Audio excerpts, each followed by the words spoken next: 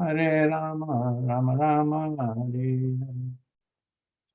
Mukham karoti vachanam pangam langyate girim yatrapatamam vande Shri Gurudinataranam Paramanandam Hare Rama, Rama Rama, Hare.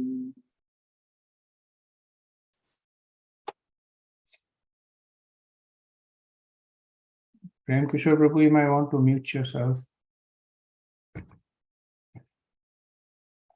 Okay, thank you for joining. We'll resume from fourth canto, chapter 29, verse 12. So this is the first part of the chapter in which Narad Muni is essentially explaining the symbolism in the allegory.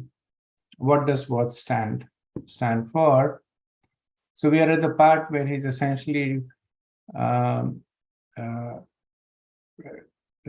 describing how King Puranjan would leave the city of 9 gates through different gates, accompanied by different personalities, and he would go there and visit different places. So these are essentially metaphors of how the jiva within the body engages the various senses in the different objects of the senses, and then the senses are connected to the objects by the ability of the senses. So verse 12, let's see. Varshana Mataji, will you be able to do the translations? Yes, Prabhu. Okay, good. Apano vyavaharotra chitram manda bahudanam pitruhurdakshana karna utro devahu smritaha.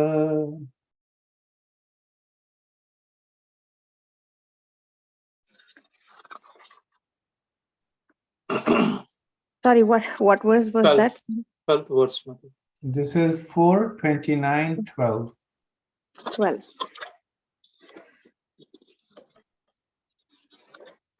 The city called Apana represents engagement of the tongue in speech, and Bahudana is the variety of foodstuffs. The right ear is called the gate of Pitruhu, and the left ear is called the gate of Devahu. Okay, so we have already done this, so we won't spend much time on them. Next verse 13. Pravratam cha nivratam cha shastram panchal samgitam pitrayanam devayanam shrota shruta dharadruje. Narada Muni continued. The city spoken of as Dakshina Panchala represents the scriptures meant for directing pravritti, the process of sense enjoyment and fruitive activities. The other city, named Uttara Panchala, represents the scriptures meant for decreasing fruitive activities and increasing knowledge. The living entity receives different kinds of knowledge by means of 2 years, and some living entities are promoted to Pitraloka and some to Devaloka. All this is made possible by the 2 years.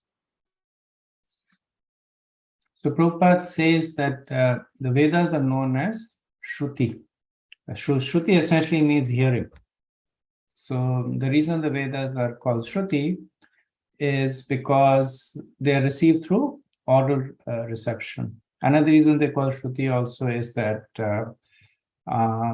earlier on, now they're written, or whatever the Vedas are left, but earlier on they were not written. The disciple would hear it from the Guru, and then in turn would speak it to his disciple. So Prabhupada says that in the Bhagavad Gita, it's written that simply by the process of hearing, one can be elevated to Devalok, Pitralok, or even to the Vaikuntha planets. All this has been previously explained in the earlier chapters. Okay, verse 14.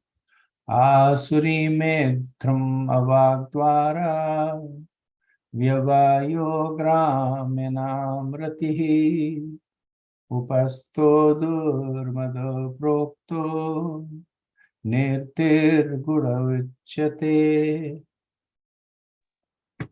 The city called Gramaka, which is approached through the lower gate of Asuri, the genital, is meant for sex, which is very pleasing to common men who are simply fools and rascals. The faculty of procreation is called Durmada, and the rectum is called Nirti. So Srila Prabhupada, in this, he talks very strongly about how in the current materially degraded situation, sexual activities have become the focus of one's existence.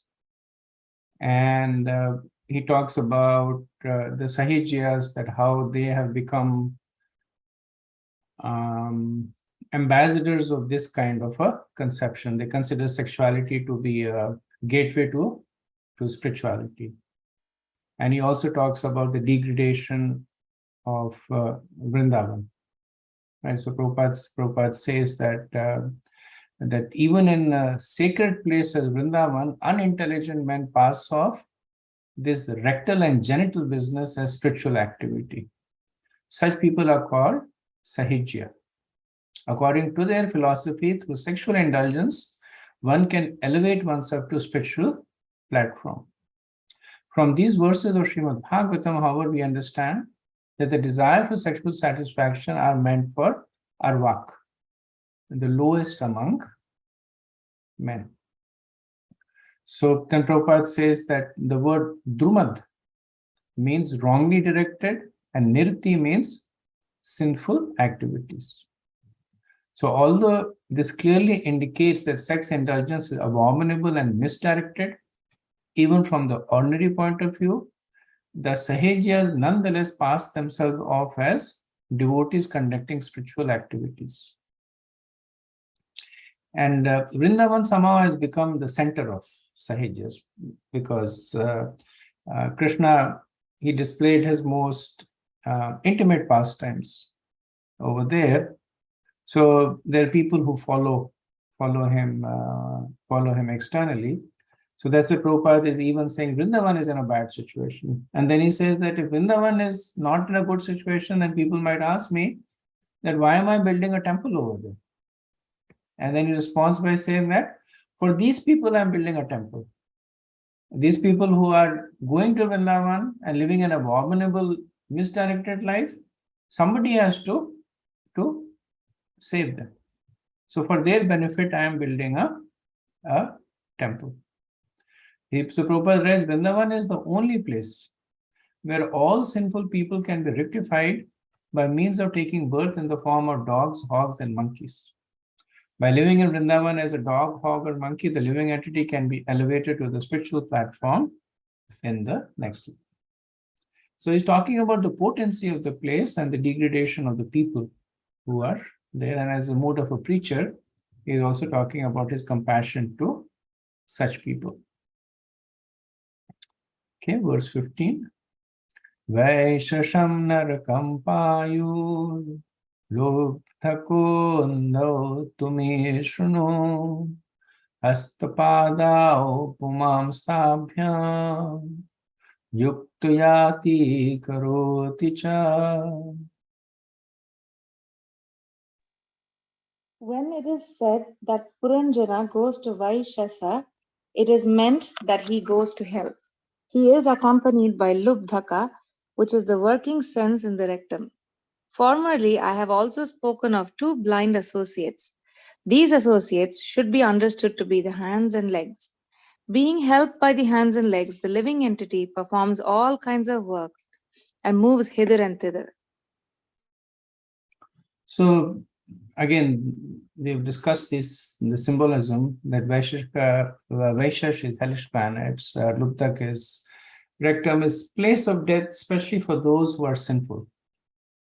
So at other places, Prabhupada is said for the yogis, they leave the life aids leave the body through the upper part of the body, either through the mouth or through the eyes, or if they're even more elevated, it goes through the crown, the top of the head. And for those who are not, it goes through the lower part of the body, through the rectum or the genitals. So when the life is leave through that, then the destination is Vaishash, is hellish planets. And the two blind associates are the hands and legs because they don't have eyes. And they simply follow the directions of the bearer of the eyes. Verse 16.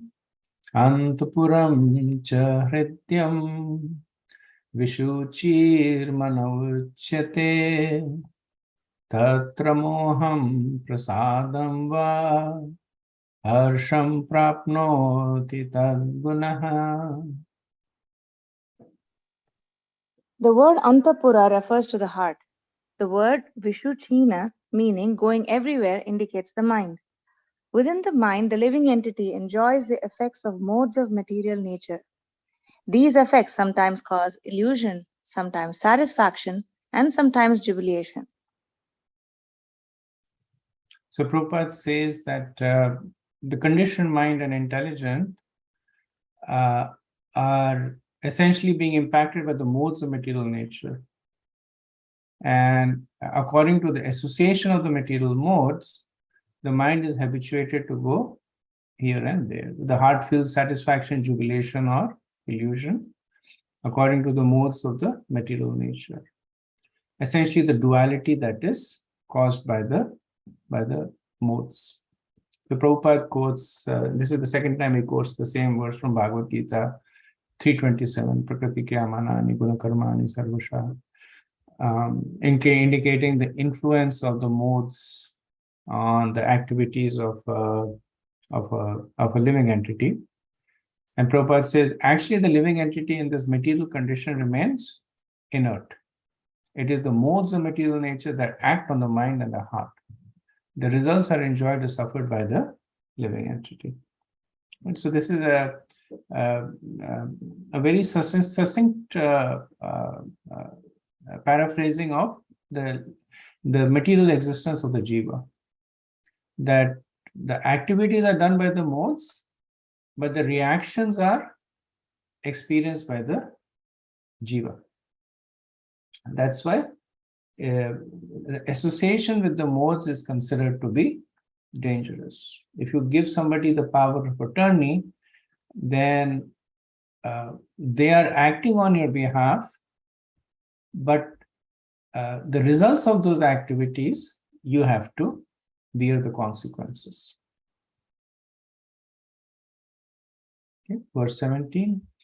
Yatha yatha vikriyate gunako vikrotiva tatha tatho pradastatma tadvritir anukaryate. Formerly, it was explained that the queen is one's intelligence. While one is awake or asleep, that intelligence creates different situations. Being influenced by contaminated intelligence, the living entity envisions something and simply imitates the actions and reactions of his intelligence. So this essentially is, if you remember in the 25th chapter, there were 5 verses that came together where it was said that when the queen stood up, the king stood up. When the queen sat down, the king sat down. When the queen ate, the king ate. When the queen laughed, the king also laughed. When the queen looked at something, the king followed her gaze to see. So this verse is essentially explaining that whatever the queen did, Puranjan did. So essentially, the Jiva is completely following the material intelligence. The Prabhupada says that the queen of Puranjan is described herein as intelligence. Intelligence acts both in the dream state as well as in the waking state. But it is contaminated by the 3 modes of material nature. Since the intelligence is contaminated, the living entity is also contaminated. In the conditioned state, the living entity, according to his contaminated intelligence, the living entity acts according to his contaminated intelligence. Although he simply remains an observer, he nonetheless acts, being forced by contaminated intelligence, which in reality is a passive agent. So Prabhupada is speaking about a lot of concepts that has been explained earlier on. That how can the intelligence act but still remain passive? How can the jiva be passive but still be responsible for the consequences? So these are all concepts that have been previously been developed in the Bhagavad Gita, earlier parts of the Bhagavatam, to indicate the interaction of the jiva with the material world. So Prabhupada is simply mentioning them. So, for instance, he say that although he remains an observer, then right after that he says he nonetheless acts, right? And this is the this basically explains the principle of that even though the jiva has nothing to do with the material world, but because he invests in it, he becomes attached to it.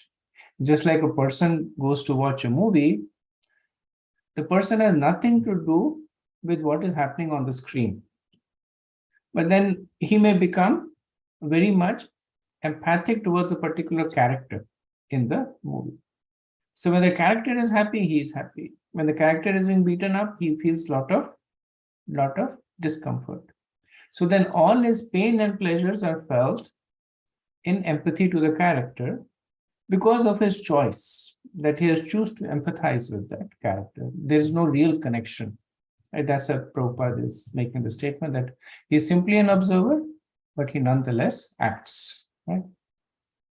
Then the second apparent contradiction Prabhupada writes about is that he is forced by material intelligence, which in reality is a passive agent.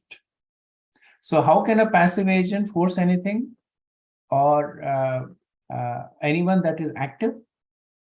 Only when the person allows it to do so.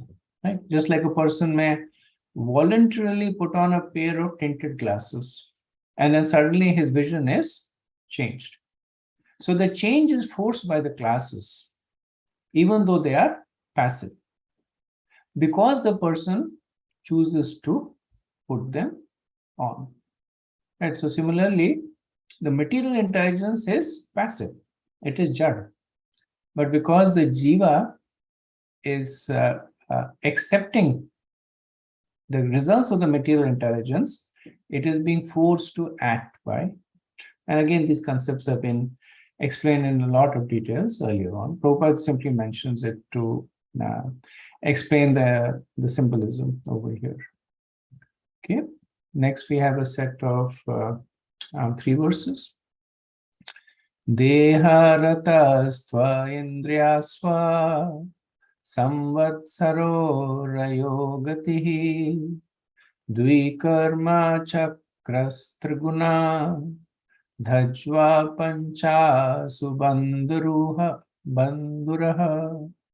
manorashmir buddhi suto ranido dvandakubaraha Pachendriyat prakeshpaha saptadhatu varudkataha akuti vikramo bhayo mriga trishnam pradhavati ekadasendriya chamo panchashuna vinodakrat. Narada Muni continued, "What I referred to as the chariot was in actuality the body. The senses are the horses that pull that chariot.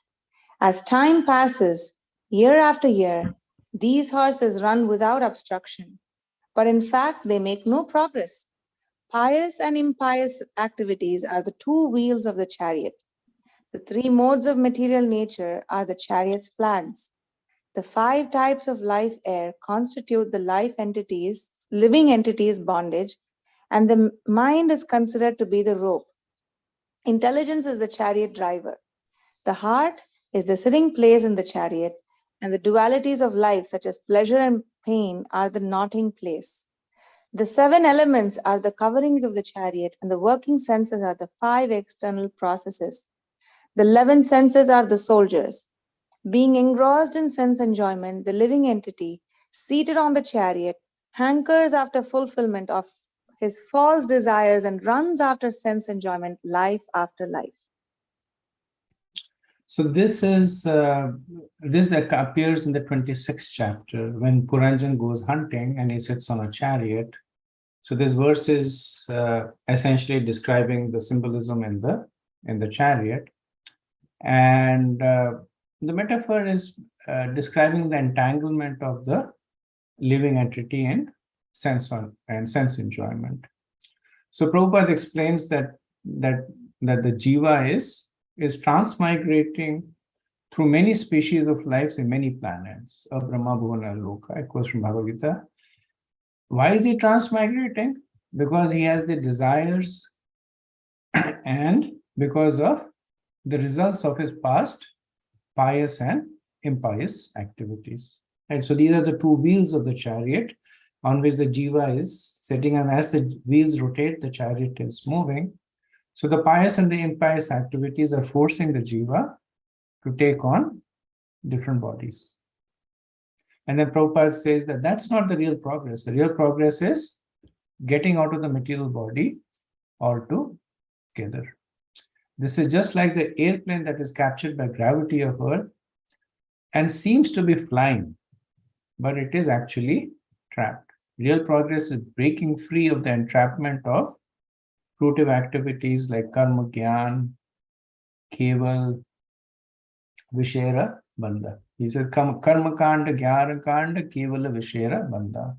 They're essentially tying you to the material world. Prabhupada also says that in this verse, mrigadrashnam pradhavati is significant. So, mrigadrashnam pradhavati is the thirst for sense enjoyment. So, he is just like a deer that goes to the desert to search out water.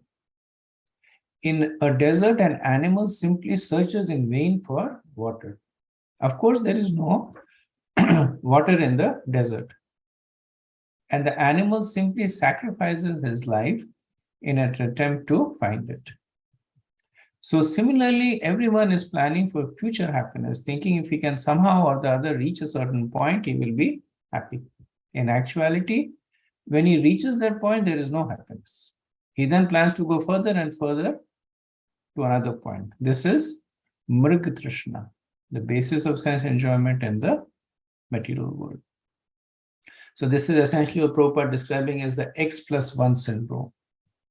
That when somebody says that I will be happy when I get X, so when they get X, then they add 1 to it and they say I'll be happy when I get X+1. When they get that, then they add another 1 to it. So in this way, the goalpost keeps moving, the person keeps working hard.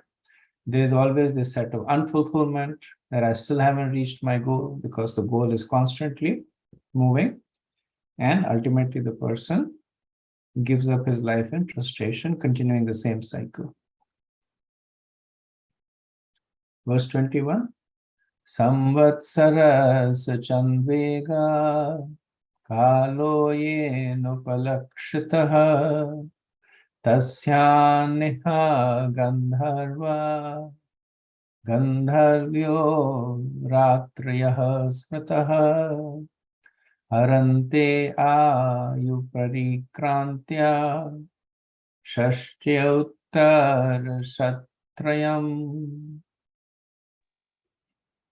What was previously explained as Chandavega, powerful time, is covered by days and nights, named Gandharvas and Gandharvis.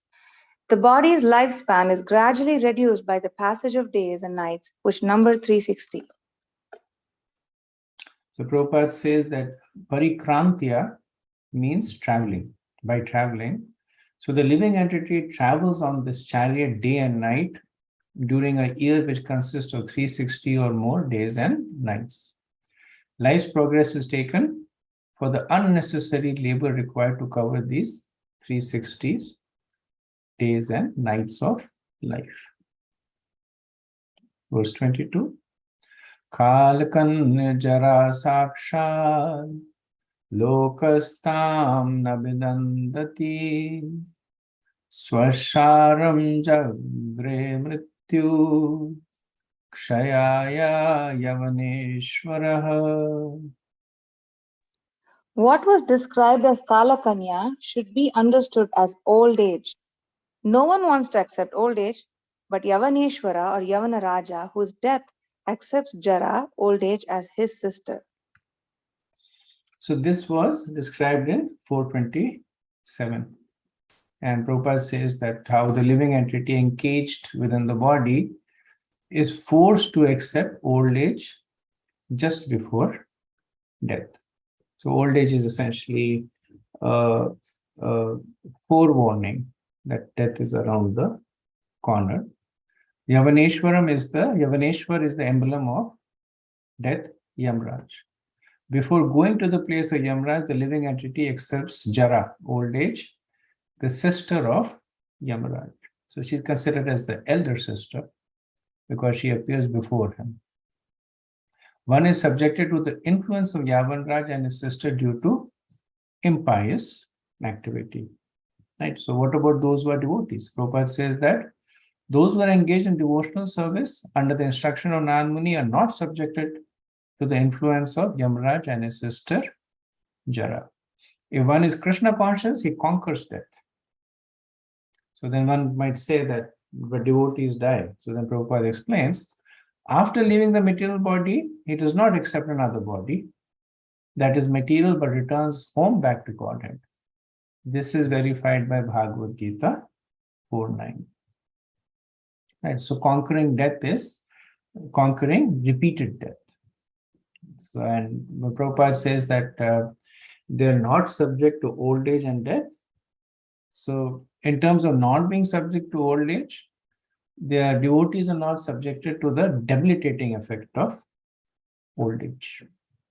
And not dying means that they do not have a conventional death which gives another material body. But for them, death is actually liberation. It gives them a spiritual body. Okay, verse 23 to 25. Adhyo vyadhyastasya sanika yavanascharaha bhuto pasarga shurya prajvaro dvibadaho jvaraha evam bahu vidher dukkhe devbhutatma sambhavaha Krishyamana shatam varsam dehi tamovritaha pranendriya manodharma atmanyadhyasya nirgunaha shetakam lavandhyaya mammaham iti karmakra. The followers of Yavaneshwara, Yamaraj, are called the soldiers of death, and they are known as the various types of disturbances that pertain to the body and mind. Prajvara represents the two types of fever, extreme heat and extreme cold, typhoid and pneumonia. The living entity lying down within the body is disturbed by many tribulations pertaining to providence, to other living entities, and to his own body and mind. Despite all kinds of tribulations, the living entity, subjected to the necessities of the body, mind, and senses, and suffering from various types of disease, is carried away by many plans due to his lust to enjoy the world. Although transcendental to this material existence, the living entity, out of ignorance, accepts all these material miseries under the pretext of false egoism, I and mine. In this way, he lives for 100 years within this body. So this is the first part of the 28th chapter, wherein Puranjan's kingdom was attacked by Chandvega and his soldiers, and the serpent was trying to protect, but he was constantly being weakened, and ultimately defeated. So Narad Muni speaks this to produce a sense of detachment in the king. That while the Jiva is living, he suffers from the three kleshas, Adhyatmik, Adi Bhautik, and Adi Devik. The qualities of the life here are hunger, thirst, etc. The qualities of the senses are blindness, etc. The qualities of the mind are lust, etc. So though the Jiva is without these qualities, because of the Aham Mameti, they are imposed on him. Srila Prabhupada writes a nice purport which kind of steps back and gives a summary. So I'll kind of summarize it further and give it in points. So Prabhupada talks about how the Jiva is separate. Asango Hayam Purusha. He's separate and superior to the material elements. Prabhupada quotes 7.5 and 7.4. 7.5 talks about how the marginal energy is superior, Bhinna Prakriti Rastada, and how it is separate. So the position of the Jiva with respect to material energy. When the interior or superior energy comes in contact with the external energy, it is subject to many tribulations. So this is the situation of the conditioned Jiva. Matra sparshas tu kaunteya, shito sana sukha dukha daha. Right? So because of this contact, sukh and dukha happened. Manifold miseries encircle the transcendental living entity simply because he desires to satisfy his senses in this material world. Right, and the interesting point that is to be understood here is that the nature of the material body is designed to give far more pain than pleasure. So when we pursue material pleasure, then invariably there is a sense of frustration because the expectation far exceeds the reality. But the opposite is true. That when the material body begins to give pain, it far exceeds what the Jiva is expecting. That's the nature of the material body. That it gives much more pain and little bit of pleasure. So the pain that it is suffering, these manifest as the three kleshas. So then Prabhupada is saying that knowing that the basic misery of material existence is this, one should be induced to get out of the material clutches and return home back to Godhead. And then he concludes that with the advancement of Krishna consciousness, he will be freed from all tribulations, and after giving up the body, will go back home, back to Godhead. So this concludes the explanation of the allegory. Right. So we notice that while Narad Muni explains the predominant symbolism that he has used, he does not explain the story. He does not explain what does it mean when Puranjan went hunting.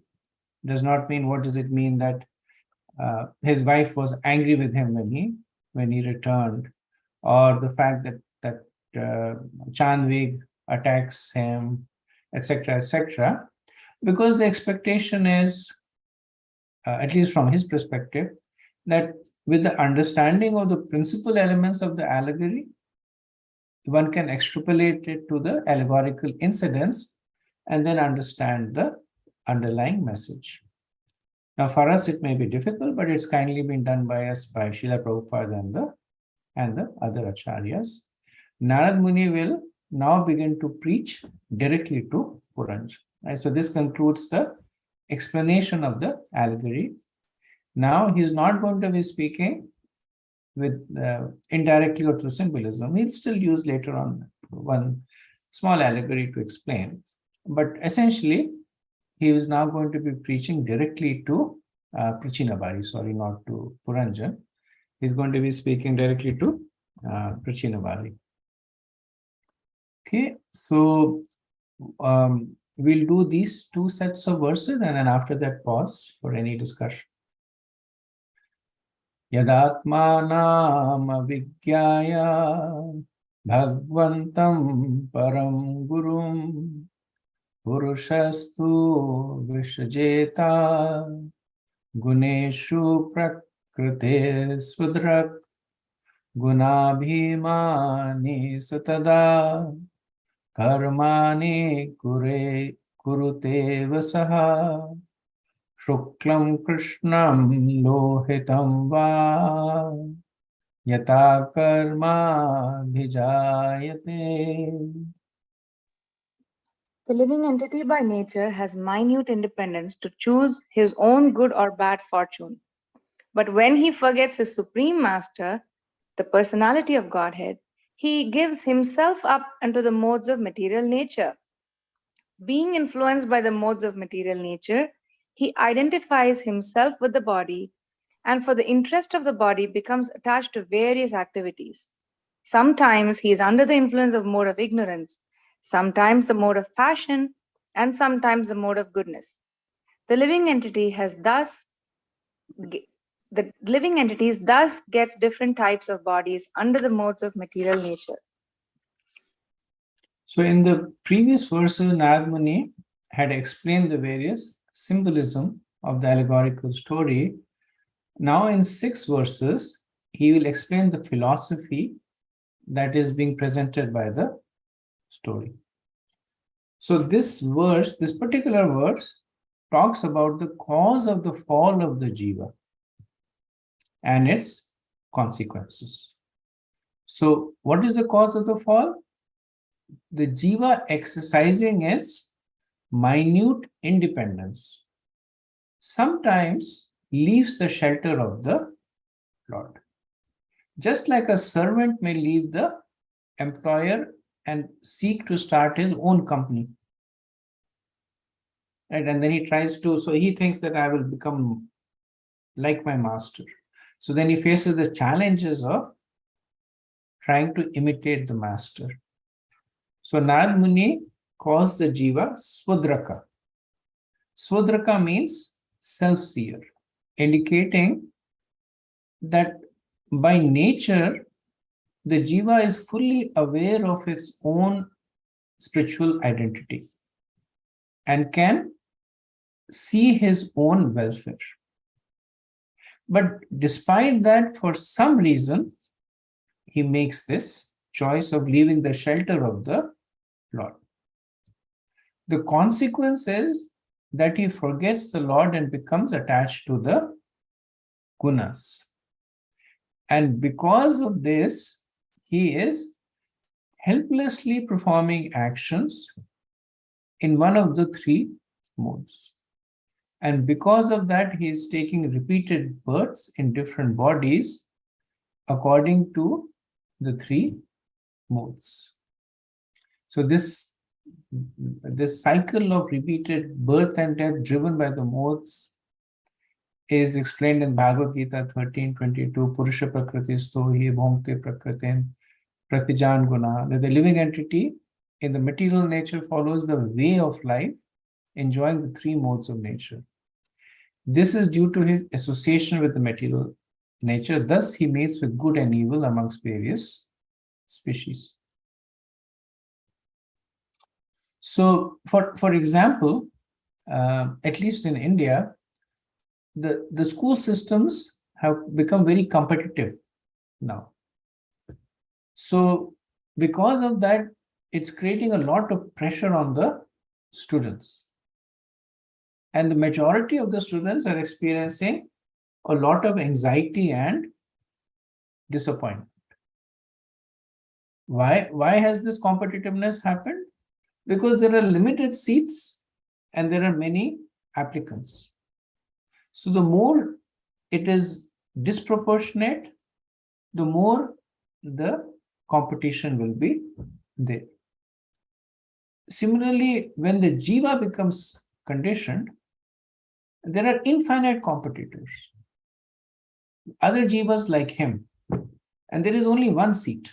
So the jiva is trying to become Krishna. There is only one seat, but infinite competitors, which is why the jiva is bound to face disappointment and anxiety. Yet, and that's why the jiva is considered bewildered, that despite experiencing this life after life, still pursues. It's like somebody wants to get into a prestigious school, they work hard, appear in the exam, don't qualify, and then they do that again, don't qualify, do that again, and it goes on and on and on. Right? So Prabhupada says that there are many competitors out to attain the Lord's position, but to become like the Lord is not at all possible. Thus, there is a great struggle for existence within the material world as different parties try to imitate the Lord. Material bondage is caused by deviation from the service of the Lord and attempts to imitate him. The Lord is imitated by Mayavadi philosophers who try to become one with the Lord in an artificial way. When the Mayavadi philosophers think of themselves as liberated, they are under the delusion of mental concoction. No one can become one or equal to Lord. To imagine this is to continue one's bondage in material existence. Right? So this verse essentially is talking about the fall of the jiva and the plight of the jiva in the material world. So this is the first set of philosophical tenets that Narad Muni is speaking about, that is explaining the philosophy behind the allegorical story. Okay, so I'll pause here and see if there's any discussion.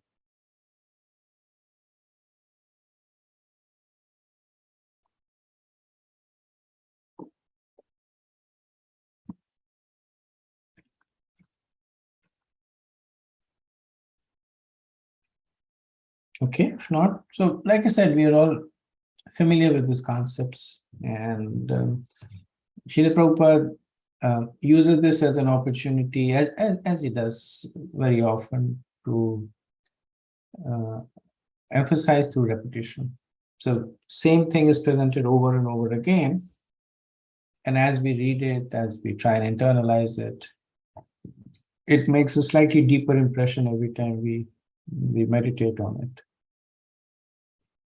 Okay, moving on to verse 28. Shukla prakash bhuyat sal lokanapnoti karhiche dukhodarkan kriya yasams tamaha shakot katan kvachit. Those who are situated in the modes of goodness act piously according to Vedic injunctions. Thus, they are elevated to the higher planetary systems where the demigods live. Those who are influenced by the modes of passion engage in various types of productive activities in the planetary system where the human beings live. Similarly, those influenced by modes of darkness are subjected to various types of misery and live in the animal kingdom. So this is almost a paraphrase of the 14th chapter, 18th verse, where Krishna says that Urdhvam Gachanti, that he said those who are in the mode of goodness go to the higher planets. And then Madhyam Tishanti, the mode of passion, they go to the earthly planets. And in the abominable mode of ignorance, they go to the hellish planet. So Narad Muni, after having described the fall of the jiva, is now describing the plight of the jiva in the material world. And why is somebody Brahma and why is somebody in the hellish planet? Essentially, depending on the modes that they are situated in. Prabhupada says that the mode of goodness are given places in the upper planetary system like Brahmalok, Tapalok, Janalok, and Mahadlok. In the mode of passion are given places in Bhurlok and Bhuvarlok. And in the mode of ignorance in Atal, Vital, Sutal, Talatal, Mahatal, Rasatal, Patal, or the animal kingdom.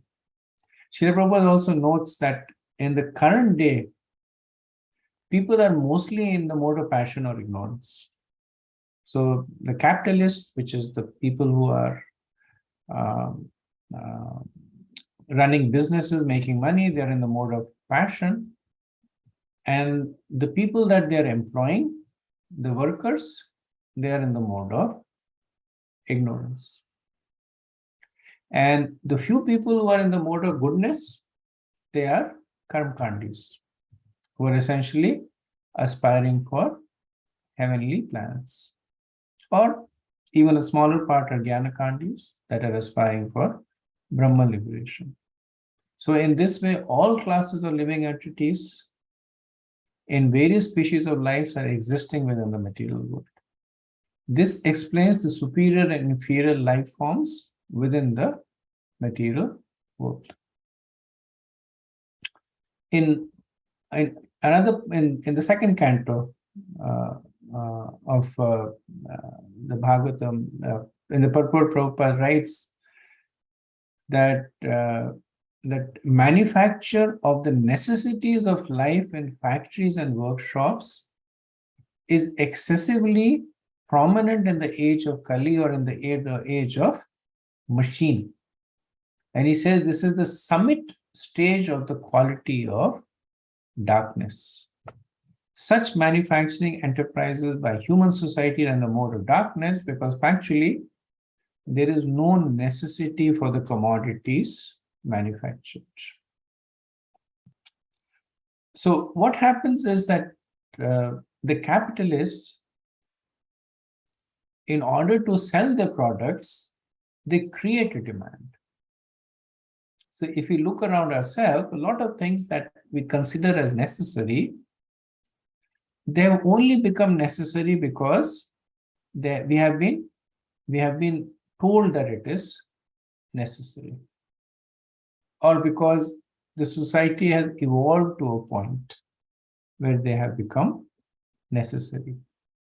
So it's essentially that cycle, the running on the treadmill to stay at the same place, that as the civilization progresses, the belt on the treadmill moves faster and faster, and you have to run quicker and quicker to stay in the same place.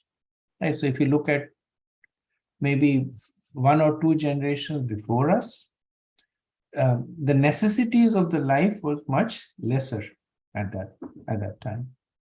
There was no internet, there was no television, there was no automobile, and they still lived. It's not that they were living a miserable life.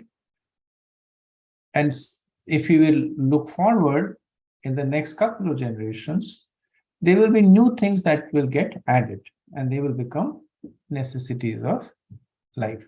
So that's the symptom of. That's why the age of Kali is also known as the age of iron, the age of machine. Once Gopal Krishna Maharaj, he wrote to Prabhupada. So Prabhupada would make this point often that if you're working for somebody else, you're essentially a Shudra. And with a few exceptions, almost all of us, we have a job working for somebody else. Prabhupada would say that, at least in India, people who work for the government are called government servants. Right? So even the nomenclature is clear that they are servant, Shudra. So Gopal Krishna Maharaj was working, I believe, in Montreal or Toronto, somewhere in Canada. And then he wrote to Prabhupada saying that I am in a Shudra profession, so better for me to quit. And Prabhupada replied to Gopal Krishna Maharaj, which is essentially an instruction for us also. And he said that a devotee is never a Shudra. They're always transcendental. Therefore, do not quit your job and do not be confused about your position with Krishna. Almost same instruction he gave to Satsaru Maharaj. Satsaru Maharaj was one of the earlier persons who had joined in 22nd Avenue. And he used to work in the Port Authority at the time, which apparently was a very, he describes as very demoniac. Essentially, I could deal with people who are trying to smuggle things and crooks, etc., who are trying to get around excise duty or tax duties. And he writes that he used to make, his monthly salary was $650. And then he was so much impacted by it that he went to Prabhupada and he says, I want to live in the temple, give up the job, because it's a really demoniac position that I have in Prabhupada. So it's not demoniac, because whatever that you are doing, Satsaru Maharaj was actually the only working devotee at the time. Everybody else was not really working. They would do work here and there, but they were not like really employed. So he would, whatever money he made, he would give it to the temple. And Prabhupada said that you're using it to spread Krishna consciousness. So same point, that a devotee is always transcendental. The conception should be clear. Okay, verse 29.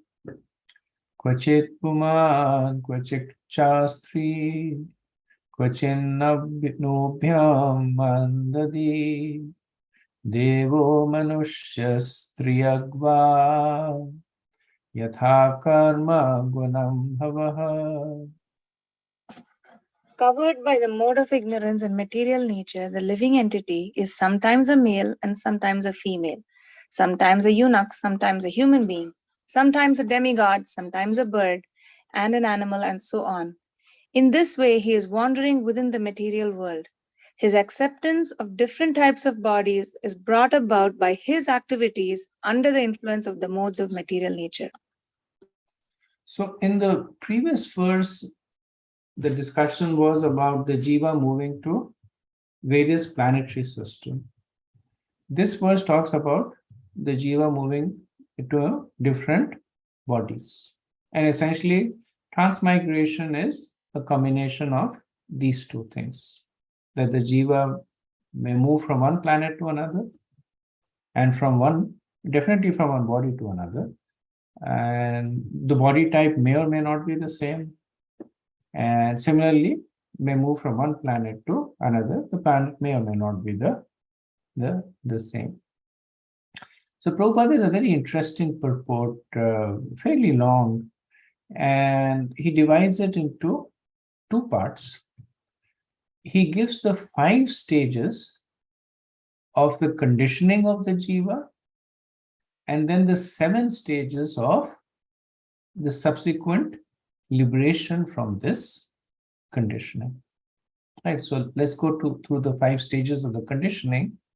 So Prabhupada starts off with the original position. He says that actually the living entity is part and parcel of the Lord, therefore is spiritual in quality. The Lord is like the sun and the Jiva is like sunshine in the original state. When the living entity desires to imitate the Supreme Lord, he is covered by Maya. Right, and continuing to use the analogy of the sun, that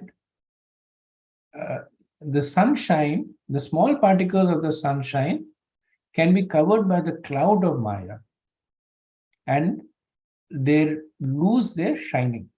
They don't lose their shining, but the shining is covered. Right, so this is because not possible for the Jiva to imitate the Lord. Not possible for the Jiva to become the supreme enjoyer.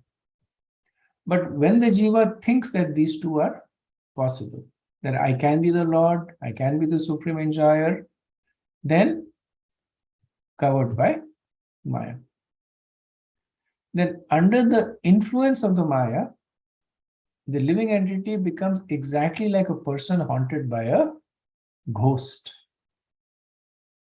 So the haunting by the ghost is appropriate because the ghost essentially controls the jiva from within. And sometimes we see this picture of the three modes of material nature, and it's like a puppeteer acting on the puppet. That describes the modes, but really speaking, the effect is from within, which is why. So it said that when a person is haunted by a ghost, you cannot reason the person, because everything that you say to the person is essentially misinterpreted because of the influence of the ghost. So when the living entity is covered by the ignorance of Maya, he cannot understand his relationship with the Supreme Lord. Right. So this is the three. The fourth stage is that now the living entity becomes the servant of Maya. He forgets his position as the eternal servant of the Lord, and he becomes a servant of Maya. And the fifth stage is that as the servant of Maya, he takes position in different forms and different planets and enjoys and suffers. Right. So these are the 5 stages of the fall down. The first stage is not really a fall down. The first stage is that the jiva is fully spiritual. The fall down begins when he begins to desire to imitate the Lord. Then he becomes covered by Maya. The third stage is that having been covered by Maya, the jiva forgets his relationship with the Supreme Lord. The fourth is having forgotten his relationship with the Supreme Lord, the jiva now establishes a new relationship, which is as the servant of Maya. And the fifth is that in this position, he is forced to take on repeated births and different forms and planets and suffer and enjoy. Then Prabhupada talks about the 7 stages of liberation. So first he says the jiva comes in contact with the Guru. By the instructions of the Guru, he understands his constitutional position as the eternal servant of the Lord. Then he becomes disgusted with his material existence. He develops genuine regret for turning his back to Krishna and looking for material happiness. So the jiva coming in contact with the Guru is by some good fortune. Then understanding his constitutional position and developing disgust, these are essentially from the mind. That it's not that the jiva is established in the constitutional position. He has understood that this is my constitutional position. So because of that, he develops disgust. Now it becomes experiential. So far it was intellectual. So the fourth stage is that he develops genuine regret. And so now he's experiencing. So until that genuine regret happens, the devotee cannot make further advancement. So what happens because of that regret? This fifth stage is that he purifies himself by following the principles of bhakti under the guidance of the Guru. So the result of this genuine regret is he now begins to take corrective action, which is sadhana, Vaidhi Bhakti. 6 stages, he prays for service or restoration of his position as the servant of Krishna. So this is essentially the whole process of bhakti summarized in this one statement. And the 7th is the conclusion. Krishna grants him liberation from Maya. So Prabhupada said that Krishna grants liberation from the clutches of Maya. This is because while Maya may be controlling the conditioned jiva, Krishna is controlling Maya. Because send 14 Devi Haisha Gurmai from Maya. Right? So a nice purport that side by side talks about the the fall of the Jiva and the liberation of the Jiva. Okay, verse 30-31. Shutparito yatadina sarmeyo graham charan vindati yaddishtam dandam odanam evava tatha kama shayo jiva uvacha patha brahmam uparyadho vamadhyeva yati distham priya priyam. The living entity is exactly like a dog who, overcome with hunger, goes from door to door for some food. According to his destiny, he sometimes receives punishment and is driven out, and at the other times receives little food to eat. Similarly, the living entity, being influenced by so many desires, wanders in different species of life according to destiny. Sometimes he is high and sometimes he is low. Sometimes he goes to the heavenly planets, sometimes to hell, and sometimes to middle planets, and so on. So these two verses are summarizing the points that were made in the previous verse. So talking about the transmigration of the Jiva, how the Jiva suffers, the good and bad results of his pious, of the pious activities. And Narad Muni here is using strong words, right? So just like Vidur was calling the thrush the dog, Bhima's dog. So here also he calls the conditioned Jiva as a dog. So one of the meaning of sadhu is one who cuts. So Narad Muni is using the strong words to cut through the illusion of Prachinavadi.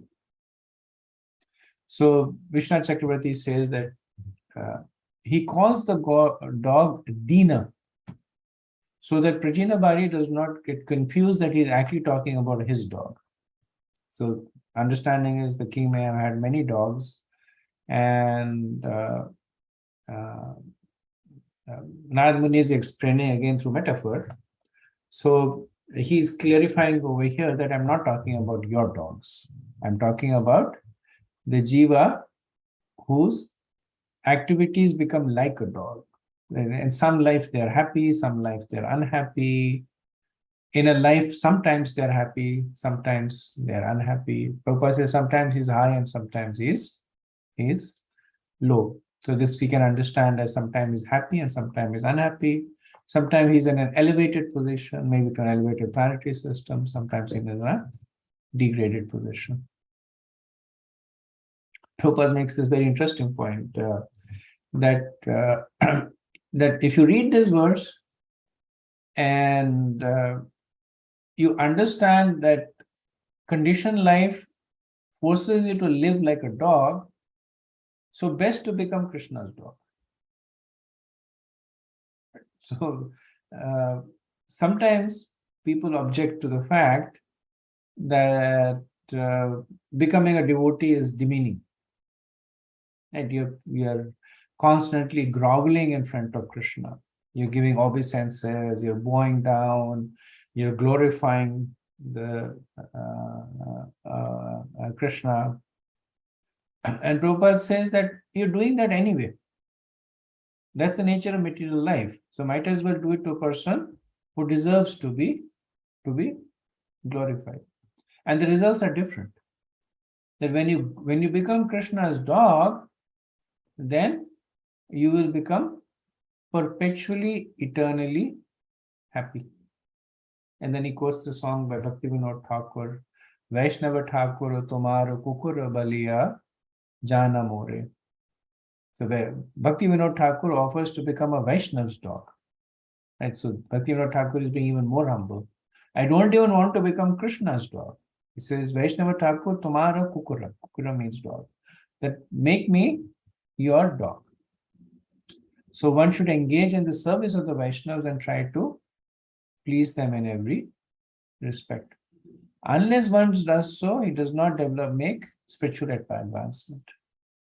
Apart from spiritual advancement in the material world, If one does not develop his qualities and goodness, he cannot be promoted to the higher planetary system. So in the first 25 verses, Narad Muni had explained the various characters in the allegorical story. In verses 26 to 31 that we just covered, these 6 verses, he explained the philosophy behind the story, the fall of the Jiva and the plight of the Jiva. Right?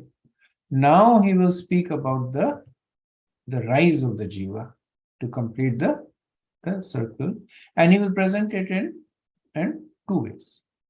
That in verses 32 and 33, he will talk about the wrong way that a Jiva may try to extricate. And then in verses 34 to 41, he will talk about the right way by which the Jiva can return to its constitutional position. Okay, verse 32. Dukheshva ekatarenapi deva bhutatma hetushu jivasya na vyavacheda syakcheta tat pratikriya. Okay, hold on. The living entities are trying to counteract different miserable conditions pertaining to providence, other living entities, or the body and mind. Still, they must remain conditioned by the laws of nature, despite all attempts to counter these laws. So this is again a mention. So what are the 3 kinds of miseries? By providence, this is Adidevik, other living entities or the body, Adi Bhautik, and mind is Adhyatmik. So the Jiva essentially is constantly trying to counteract these kleshas.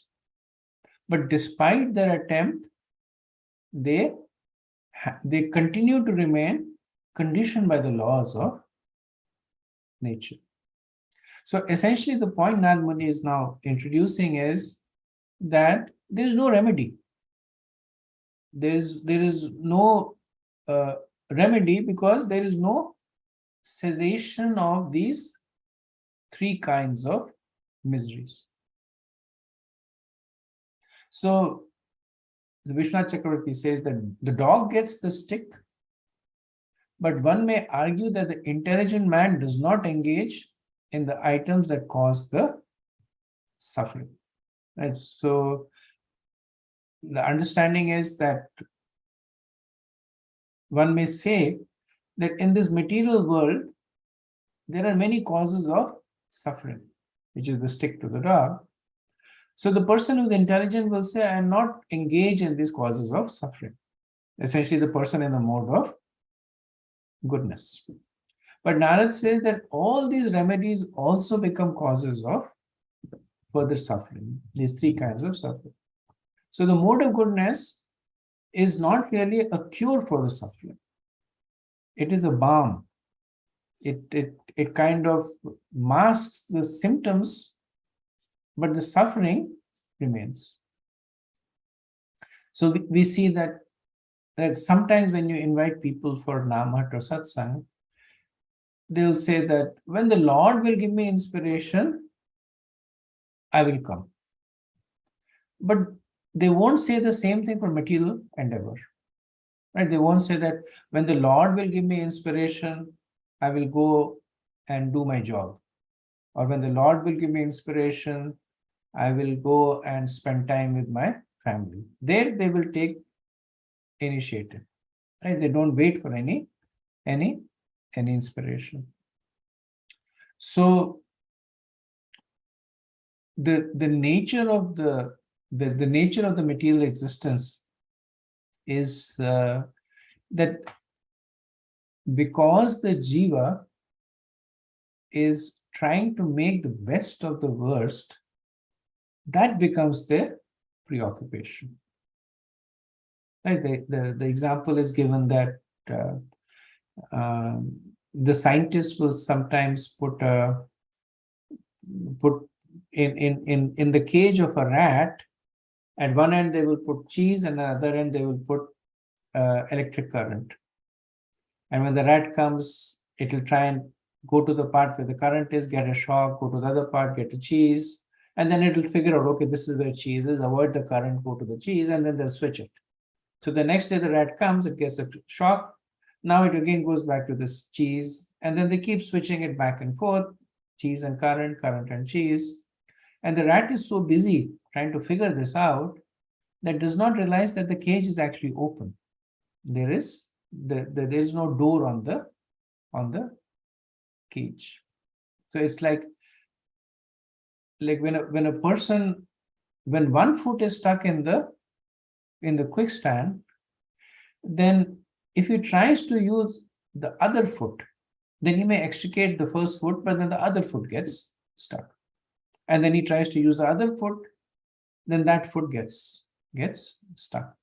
So different analogies Prabhupada gives to that how the material situation is one of no easy way to get happiness out of it. So Prabhupada said the process of improvement means accepting another material condition. However, if the endeavor is to improve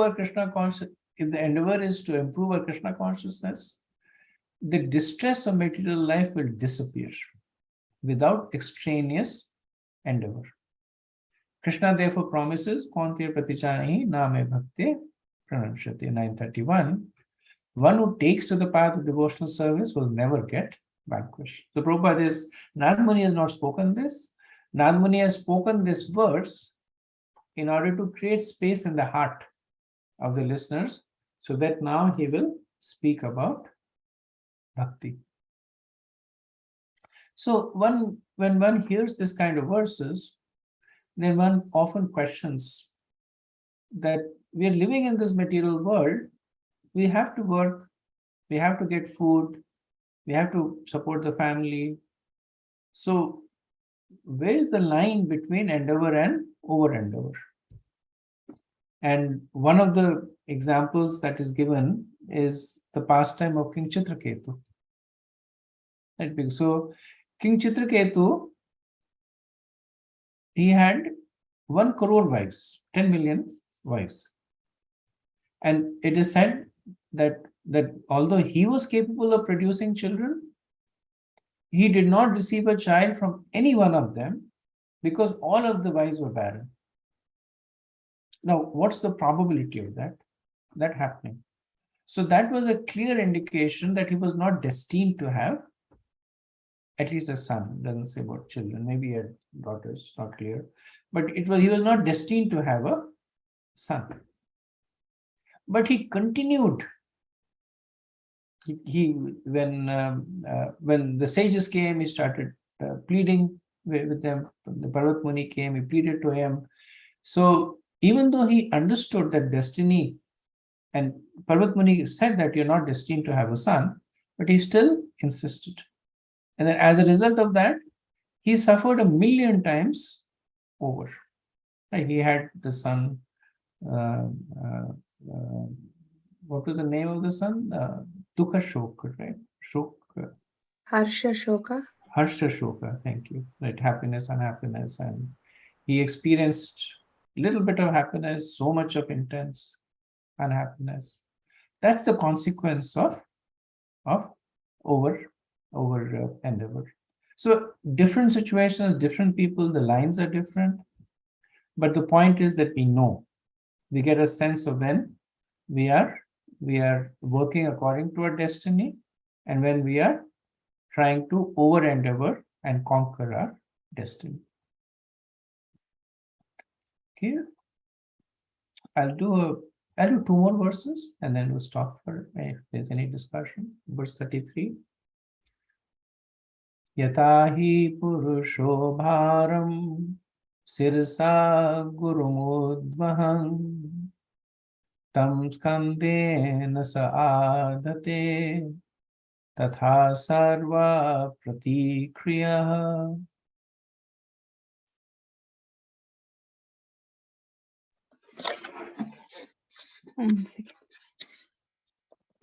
A man may carry a burden on his head, and when he feels it to be too heavy, he sometimes gives relief to his head by putting the burden on his shoulder.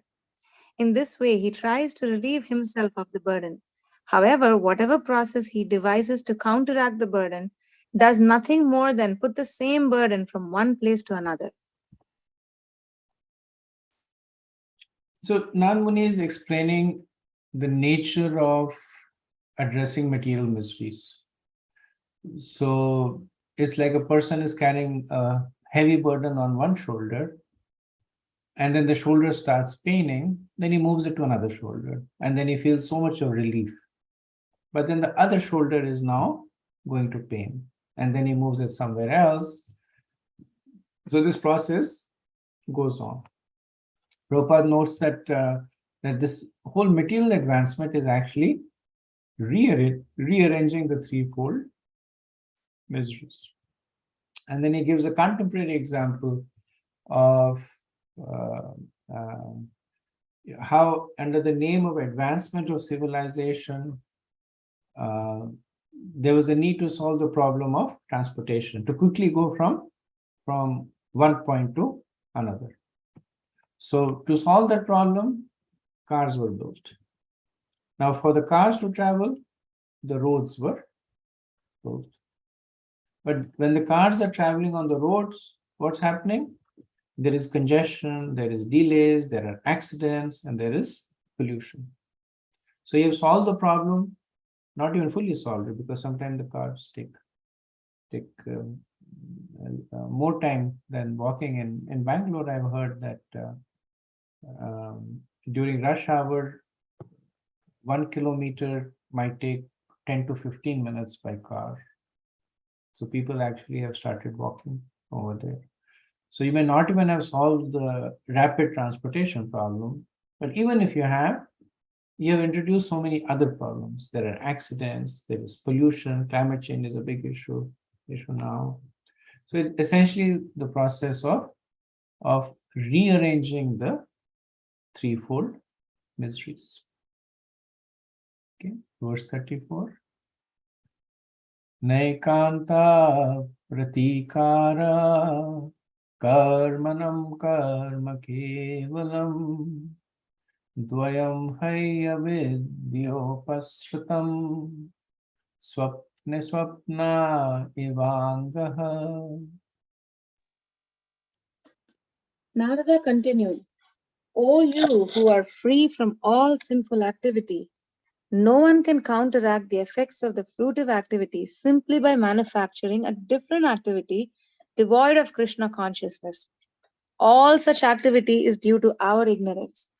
When we have a troublesome dream, we cannot relieve it with a troublesome hallucination. One can counteract a dream only by awaking. Similarly, our material existence is due to our ignorance and illusion. Unless we awaken to Krishna consciousness, we cannot be relieved of such dreams. For the ultimate solution to all problems, we must awaken to Krishna consciousness. So Narad Muni is now in the process of giving the solution, right? So he earlier on talked about the Jiva in the material world. Then he talked about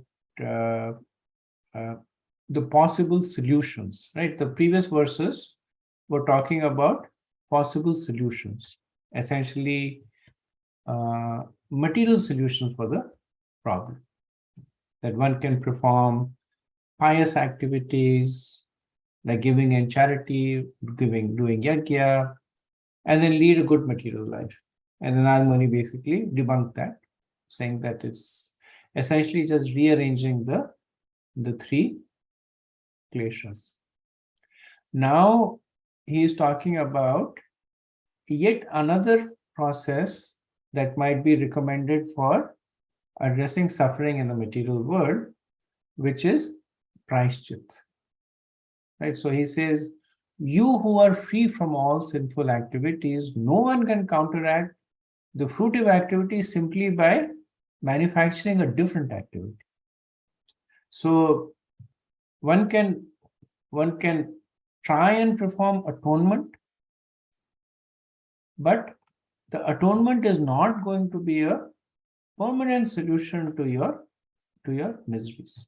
Right? So 2 verses 34, 35, Narad Muni is going to debunk the other accepted remedy for suffering. The first was perform pious activities. The second is by atonement. So he addresses Prachinabhari as Anaga, as one who is free from sinful reactions, which is a little different from when he had initially approached him and said that you are full of sinful reactions. And this is Narad Muni essentially being a preacher. So the way of a preacher is that enlightenment is accompanied by encouragement. Because the storyline is very dismal, right? If you follow the storyline, it is very desolate, very disappointing. It is basically debunking everything that you know, that you have invested so much of your life and energy in. It is debunking all that. So enlightenment is that part. But accompanying that, one has to also encourage. So if one is just encouraging without enlightenment, that's just a false guru. Like for everything they say, yeah, this is good, this is good. But if one is simply enlightening without any encouragement, then the disciple is not going to stay, right? Because ultimately they will become morose. So an expert preacher uses both. So Anaga here does not mean that Prachinabhari has become free from sinful reactions. It's an indication that he will very soon become free, but essentially also to encourage him. So what's the point? That Narad Muni is saying that both sinful acts and acts of atonement, both of them take shelter of ignorance, in the sense that they are both material. Same point made by Sukdev Goswami when Parishad Maharaj asks this question. Right? Parishad Maharaj makes this point when Sukdev Goswami offers atonement as a way for not getting trapped into the hellish planet. And he says, it's like elephant bathing. You take a bath, you get covered with mud, take a bath, get covered by mud. So here a little bit more technical explanation is given by Vishwanath Chakravarti Pad. He says that both sinful activities as well as atonement are caused by tamas and rajas. While there is a sattvic portion in the rajas, so this is the atonement. So when one atones, then there is some sattvic portion in the rajas, which counteracts the tamasic portion in the sinful activities that you are trying to atone for. Right? So, for example, one may be told that you have past sinful activities and one performs a yajna. But in the performance of the yajna, one sacrifices animals. Right? So the adherence to the Vedas is the sattvic portion, but there is a tamasic portion also. Right? So the point is that the remedy is also material, subject to the modes of material nature, and it itself becomes a cause of future suffering. So Narad Muni illustrates by an example that one may dream that a calamity has happened and then dream that the calamity has been addressed. Right? And this may go on in the dreaming stage. But this happening of calamities and solution to the calamities, they will keep going on as long as the person is dreaming. The only way to solve it is by waking up, which Nagmani says is that the suffering of the samsara can only be stopped by destroying samsara. The Prabhupada says that one has to get out of this material engagement and return home back to Godhead. That is real happiness. The Vedas enjoin, don't remain in the darkness of this material world, go to the light of the spiritual world. So I think this is that Vedic asatoma satgamyo tamasoma jyotirgamyo, right? Tamasoma jyotirgamyo, they go away from ignorance to light. So to counteract the distress of this material world, one has to take another distress condition. Both conditions are illusion. There is no gain. So what is the conclusion? One cannot be perpetually happy as long as one exists in the material world. The only remedy is to get out of this material world and return home back to God. Right. So now Prabhupada is, now Nag Muni is going to be talking about the right solution. So he's transitioned over. The wrong solution is that trying to counteract the material suffering by piety or atonement. Now he's going to talk about the right solution. Okay, I'll pause over here and see if there's any discussion.